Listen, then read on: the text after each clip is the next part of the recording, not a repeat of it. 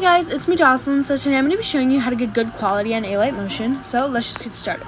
So the most important thing that you need, honestly, and this is literally just the first step, is having a good quality scene pack. I recommend scene packs 1080p or higher. 720p is okay, but that's not the best quality that you can get, so the quality is going to be a little bit dull because of that. But either way, that's okay. You could always try and fix it up with these settings that I'm going to give you in a few minutes. So yeah, so I highly recommend these accounts that are on the screen right now. And yeah, I have a whole other separate video on how to download mega links, which is what I'm download my scene packs from.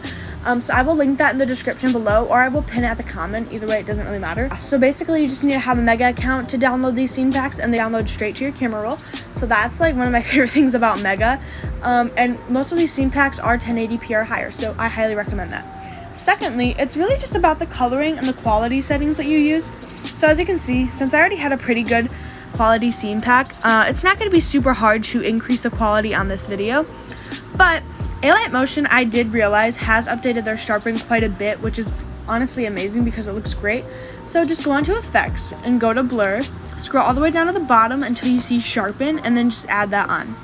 Now as you can see, without the Sharpen, take a look at her eyes. They're kind of dull a little bit, but once you add Sharpen, you can see them sparkle a little bit. You can also see a little bit of coarseness all over her face.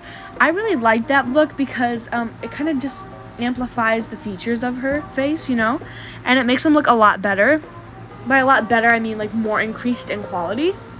Now, the good thing about Sharpen is that you can do as much as you want, not overdo it excessively.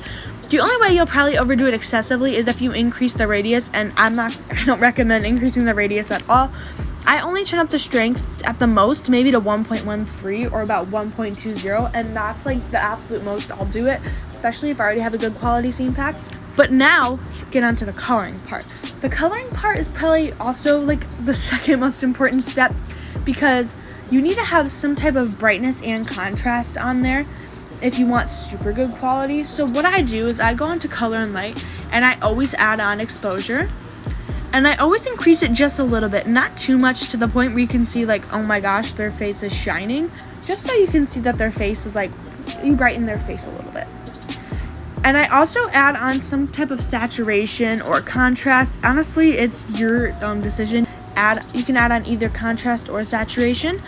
I'm going to increase the contrast a little bit just to make the edges a bit darker. I'm literally going to do 2%, and that's it, because the clip I'm using is already pretty dark. The lighting she's in is a little bit dark, so I'm not going to make that super dark. You could increase the brightness, but I hate the look of brightness increase, so that's why I use exposure.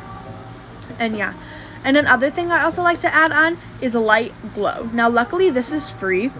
I don't know if you can see, but without it, it kind of gets rid of that little glow. I like to put it on top of my Sharpen, so that way you can see it the full effect. You can also increase the intensity of the light glow as well. I don't know if you can see, just look at the background, the light in the background. Without it, you can't really see it, but once you add the light glow, right up here, you can see the light. It softens the look of her face and the look of the coloring in general. Now, you don't need to add this if you don't want to, but I highly recommend it, especially if your clip is more colorful than mine. Mine is pretty dark, but on any other clip of her, it would be a really nice, subtle pink coloring. The only reason it's pink is because of this color right here, but I just leave that because I like the look of it. You guys can you can make it blue, you can make it green, you can make it purple, you can make it any color you want. It does not have to be pink, but I do appreciate the slight pink tone it adds onto it. And yeah, this is pretty much how I get my good quality on alight motion. This isn't crazy After Effects, BCC, Unsharpened Mask, Detail Preserve quality. I would say it's kind of close. Another tip to getting really good quality is making sure that your frame rate is 60 frames per second and that your resolution is either 1080p, 1440p, or 2160p, which is 4K. Now, if I export this in 4K, it's going to make it look a little bit weird, but we will fix that, don't worry. I'm going to do it in 4K, and I'll show you the difference between that and 60 frames per second. But as you can see, it looks like this. And I don't know if you can notice, but these edges right here also kind of become a little bit clearer. And I love that so much because that's what it does when you add Sharpen on After Effects.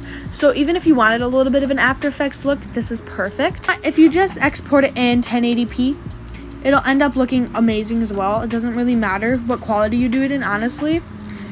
I would say if you do transitions, like if you want a good quality transition edit, definitely go for 4K because it'll look amazing.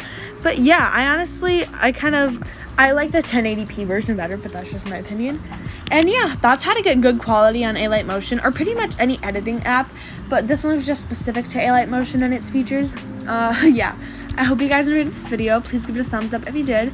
Comment down below any tutorial requests you guys may have, and yeah, I love you guys so much. Bye!